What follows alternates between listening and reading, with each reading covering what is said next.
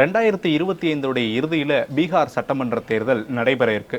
இதனைத் தொடர்ந்து 2026 அசாம், கேரளா, புதுச்சேரி, தமிழ்நாடு மற்றும் மேற்கு வங்கம் உள்ளிட்ட 5 மாநிலங்களுடைய சட்டமன்ற தேர்தல்கள் நடைபெற இருக்கக்கூடிய நிலையில மத்திய அமைச்சரவை விரைவில் மாற்றம் செய்யப்படக்கூடும் அப்படின்ற தகவல்கள் வெளியாகி இருக்கு.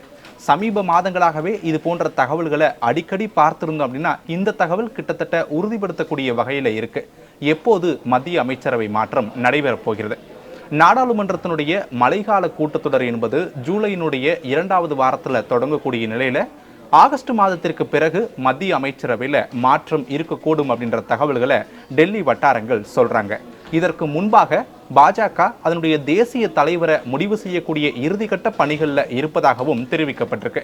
பொதுவாக பாரதிய ஜனதா கட்சி 37 மாநிலங்கள் மற்றும் யூனியன் பிரதேசங்களில் 19 மாநிலங்களில் அதன் புதிய தலைவர்களை நிர்ணயம் செய்துவிட்டால், அதாவது முடிவு செய்துவிட்டால் அவர்கள் தேசிய தலைவர்களுக்கான தேர்தலையோ அல்லது முடிவையோ செய்யக்கூடும் என்பதுதான் அவர்களுடைய உட்கட்சி விதி.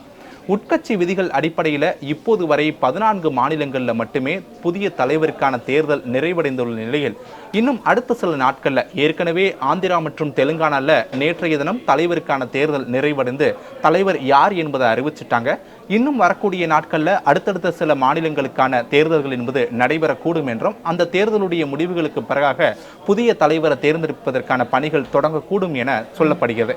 முன்னதாகவே பாஜக மற்றும் சில பிற அமைப்புகள் சேர்ந்து பாரதிய ஜனதா கட்சியினுடைய புதிய தேசிய தலைவர் யார் என்பதற்கான ஒரு பட்டியலை தயார் செய்து வைத்திருக்கக்கூடிய நிலையில அதில் முதல் ஒரு பெயரை மற்றும் தேர்வு செய்வதற்கான பணிகள் இன்னும் சில நாட்களில் தொடங்கக்கூடும் என்ற தகவல்களும் சொல்லப்படுகிறது.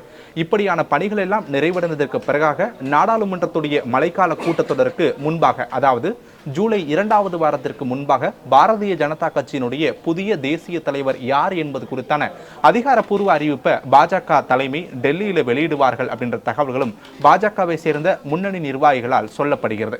இதெல்லாம் ஒரு பக்கம் இருக்க, நாடாளுமன்றத்தினுடைய மழைக்கால கூட்டத்தொடர் நிறைவடைந்ததற்கு பிறகாக மத்திய அமைச்சரவையில் மாற்றம் செய்யப்படுகிறது.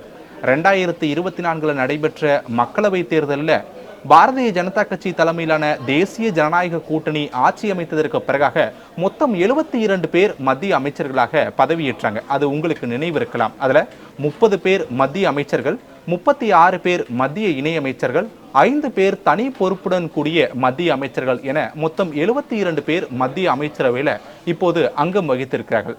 இதுல பீகார் சட்டமன்ற தேர்தலுக்கு முன்பாகவும் தமிழ்நாடு, மேற்கு வங்கம் உள்ளிட்ட சில மாநிலங்களுடைய சட்டமன்ற தேர்தலுக்கு முன்பாக மத்திய அமைச்சரவையில் புதிய பெயர்களை சேர்ப்பதற்கு மத்திய அரசு திட்டமிட்டிருப்பதாகவும் அதற்கான அதிகாரப்பூர்வ அறிவிப்புகள் இன்னும் சில மாதங்களில் வெளியாகக்கூடும் என்ற தகவல்கள் எல்லாம் சொல்லப்பட்டிருக்கிறது. உதாரணத்துக்கு நவம்பர் மாதத்திற்கு முன்பாக மத்திய அமைச்சரவையினுடைய மாற்றம் அதிகாரப்பூர்வமாக இருக்கலாம் எனவும் டெல்லி வட்டாரங்கள் சொல்லப்படுகிறது. தமிழகத்திலிருந்து பல பெயர்கள் மத்திய அமைச்சர்கள் மற்றும் மத்திய இணையமைச்சர் பெயருக்கான பட்டியலில் அடிபட்டாலும் கூட அது குறித்தான அதிகாரப்பூர்வ அறிவிப்புகள் இன்னும் இல்லை. ஆனால் மத்திய அமைச்சரவை 2025 இறுதிக்குள் கட்டாயம் நடைபெறும். அதற்கான பணிகளை ஏற்கனவே பாஜக தொடங்கிவிட்டது என்பதுதான் டெல்லியிலிருந்து கிடைக்கப்பெறக்கூடிய தகவல்கள்.